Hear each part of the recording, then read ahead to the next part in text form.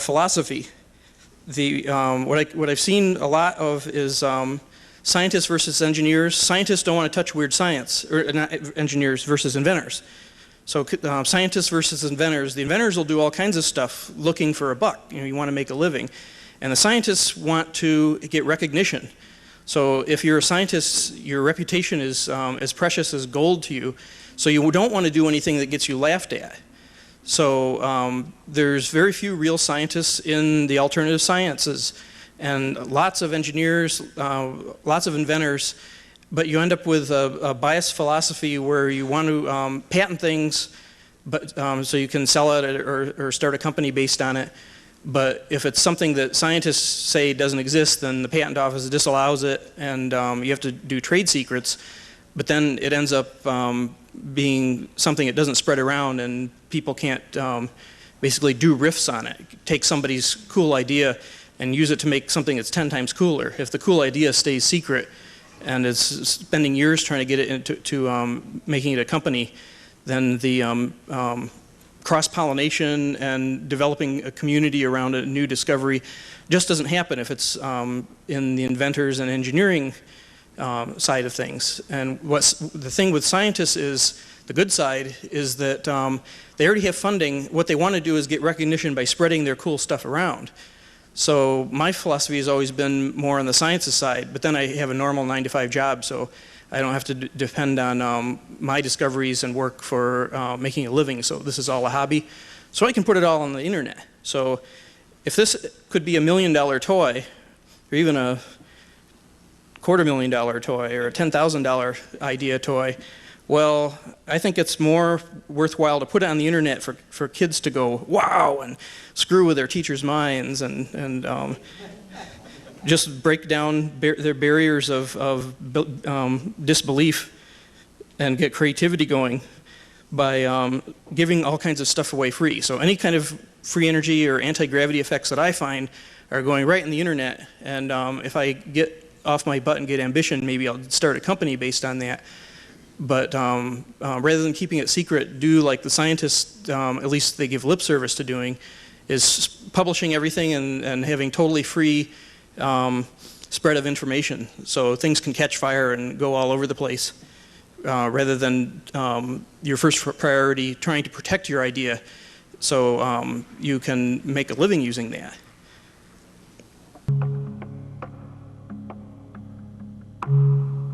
So these are mimicking how electrons actually move in a wire. A wire is full of free mobile electrons. It's just the copper, the outer electron of copper. When you make copper metal, the outer electron breaks loose, starts orbiting all through the copper constantly. So that's just, right now it's happening. All of this stuff is like electric fluid. So this is like the old Ben Franklin electric fluid analogy, but it's true. It was never disproved. They just started talking about charge. Charge is the modern name for the 1700s name electric fluid.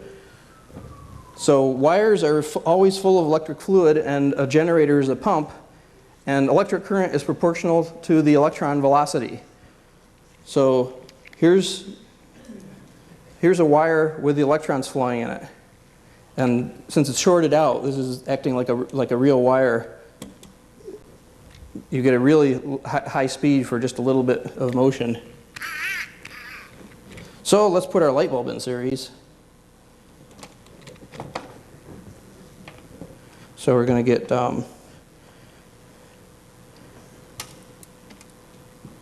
milliamps instead of amps.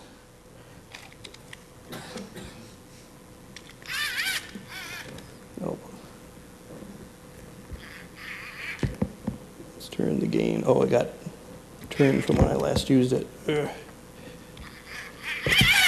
There we go.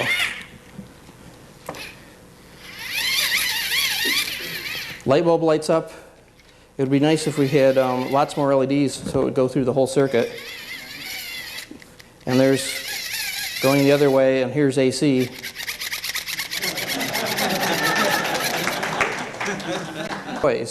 This is diamagnetic levitation. Let me put it down on something so it stops jostling around. So if you can get that on the camera. and I said, when is he going to make any more of them? And he said the machinist that he works with at the university never wants to see another one of these darn things again, because he had to make them all by hand on a lathe. And hopefully this guy's going to find a toy manufacturer to turn these out with. That's a little super magnet there, and this is just like a little Radio Shack type ceramic ring magnet. And the distance is the distance where the little magnet will be picked up. So if you put the thing on your hand and just lowered it, right when it got to there, that's when it would jump upwards. The two black things up and down, above and below, are not magnets. They're compressed high orientation graphite, which is, I guess you can get it from certain science catalogs. They're unfortunately, if you just buy two of them like this, they're $30 each. But graphite is diamagnetic in the same way that bismuth is, the infamous bismuth alloy flying saucer material rumors. But graphite's even more so. So it's stabilizing the magnet. If you bring a magnet near a diamagnetic material, it repels, and it'll go like that for about 30 seconds. You'll get little black specks dropping out, and the black crust builds up all over the carbon rods. And cold fusion is really going on. This is one of the tests done by Dr. Bockris at Texas A&M, where they were trying to throw him out, and the chemistry department signed a petition to get him knocked out of the department.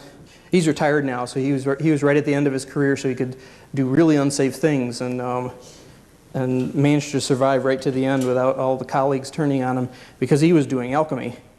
But now that I have the outlet in my hand, so I know where it is. You get some little plastic tool, and I see a little black stuff. I didn't do it for long enough, and scrape some of the black off onto your paper, and then you need a neodymium supermagnet. Let's see if any of these move. Nope, I don't see any moving ones. But what I found works really good is the little supermagnet stacks I was selling. You get a supermagnet and a white balloon for contrast. And this one's all covered with carbon, so this isn't any good. I can find a white spot. So I have nice, really smooth white on the magnet. And then once you've built up a bunch of the carbon crap, and just do it on the rods and everything. Don't touch anything. And to make sure, no, I don't see anything. But you generally can't see it by eye, but with a little hand lens, you'll see little tiny dust motes. And if you move the balloon along, they follow the magnet, and they stick to the magnet, and Bockris had them analyzed in their iron,